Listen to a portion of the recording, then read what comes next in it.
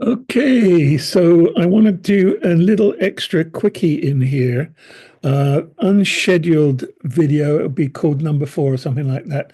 Or it will be number 4, and it will be called, okay, I'm just firing up ChatGPT, see if it can see me or hear me. Can you see me, chat? Are you listening? Are you there? Are you there?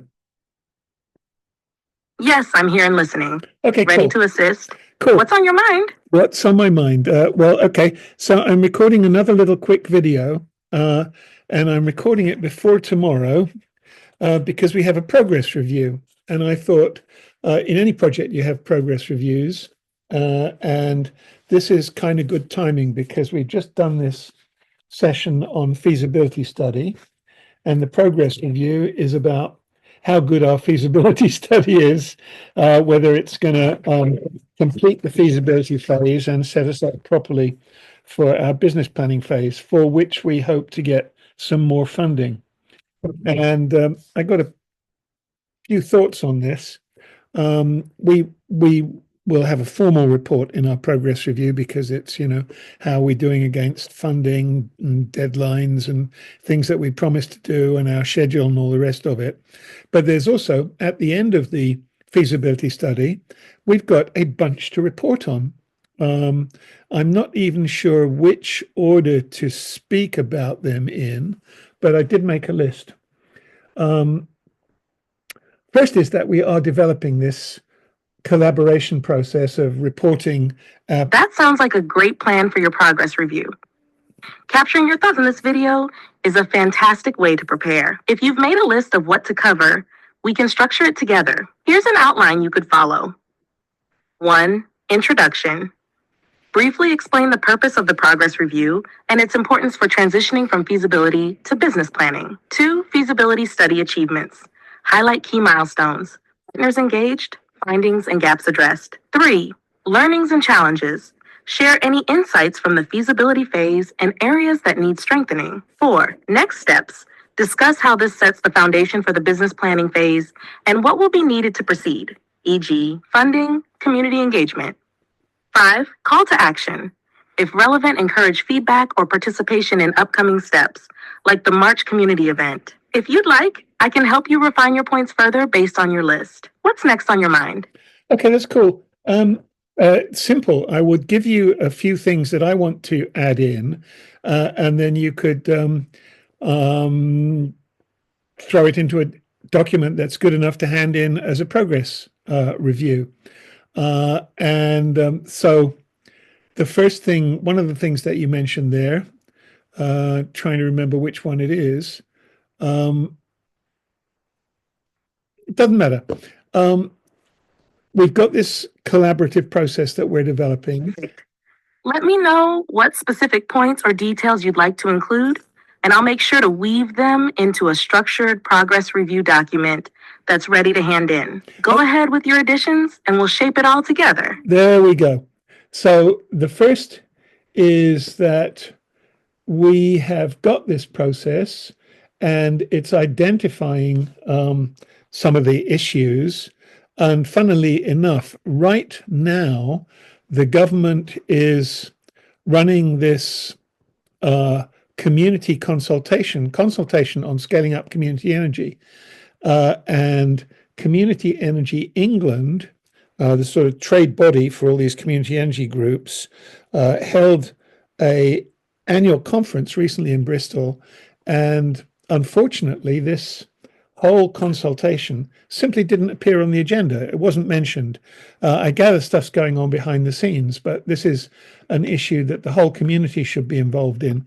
So today I sent out a bit of a missive to Community Energy England and some of my local community energy friends saying, look, we should be discussing this before the end of the week so that our contributions, which are due by the 13th, are coordinated. So number one is the need to work together on community submissions to the government consultation on scaling up community energy, number one. Number two, to report to our funding group that we while we may have had a hold up getting our own stage 2 funding, we've collaborated with another group, and I'm not going to mention the name or location of the group because other people may see this video, but we've collaborated with another group somewhere else in the country to help them put through a stage 2 funding application, and that will,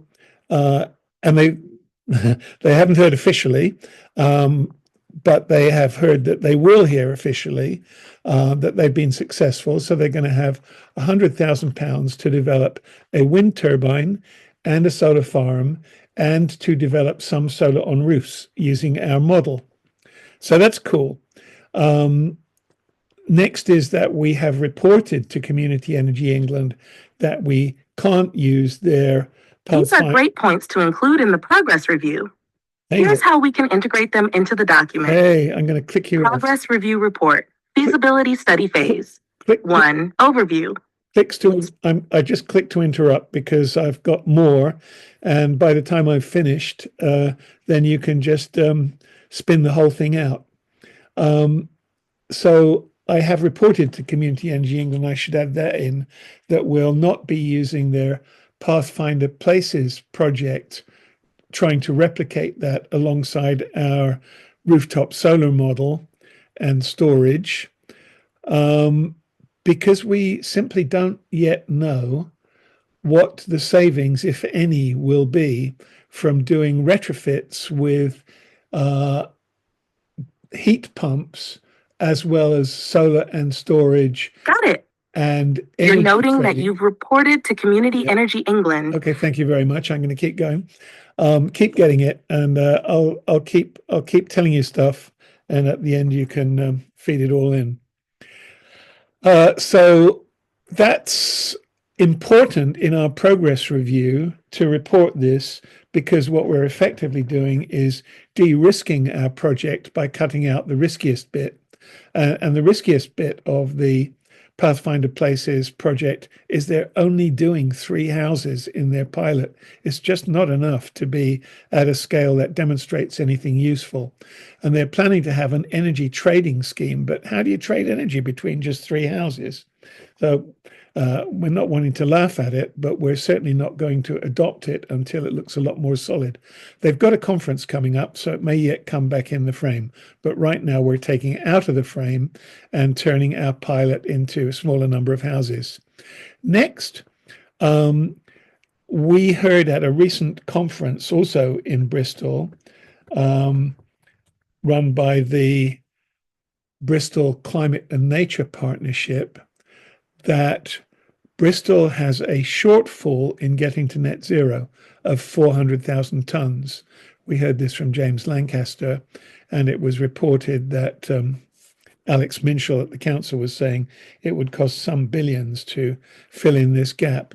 Well, we've done a little bit of work, which you've already helped us on. We've got a messy report that can be cleaned up, saying that by putting solar on all the roofs in Bristol and using some of the energy for transport, we can actually exceed that 400,000 kiloton shortfall. So that's a really big deal for our project, to be able to say that we can come into play and work with the city's One City climate strategy, right?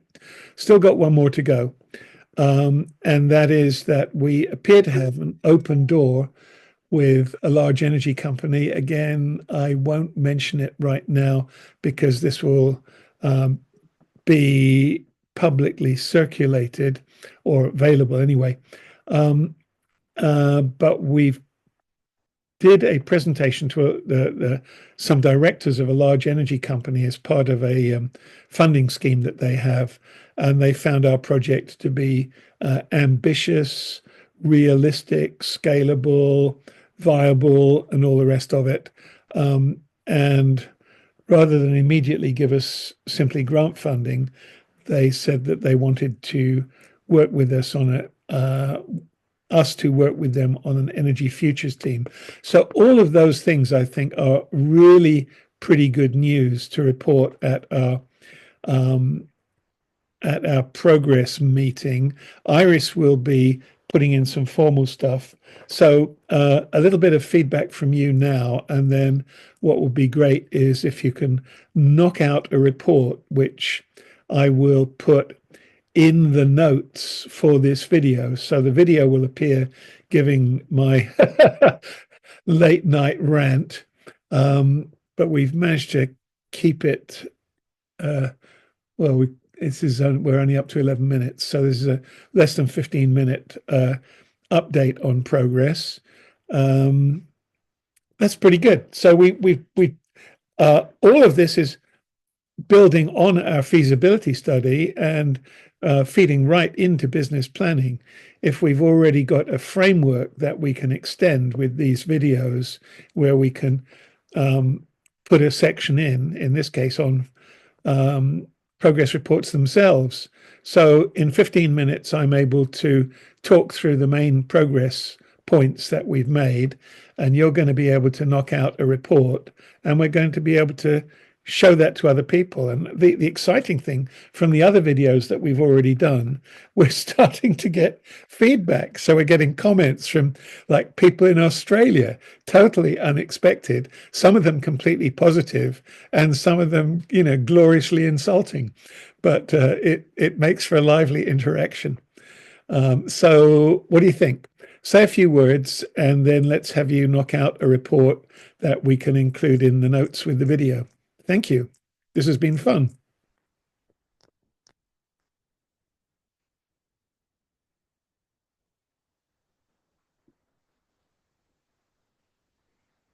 Are you there?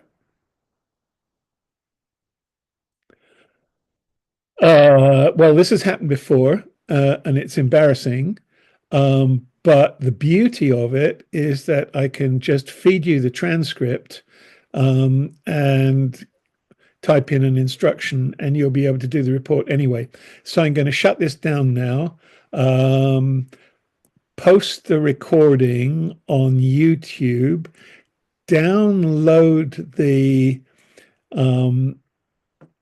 soundtrack, the transcript, feed it into ChatGPT, and then put both. Did I have the AI companion going? I don't think I did. So if I've got the AI companion, fine. If not, doesn't matter. I'll at least have ChatGPT's summary. And so you'll be able to have what looks like a much cleaned up version of our progress report. And that will feed into the next piece, which will be about applying for the next grants. So this is number 4. 5 and 6 is probably about grant funding or something like that. We'll find out, won't we? Okay, shutting things off now. If I can find the stop recording button. Recording. Oh yeah, there you go.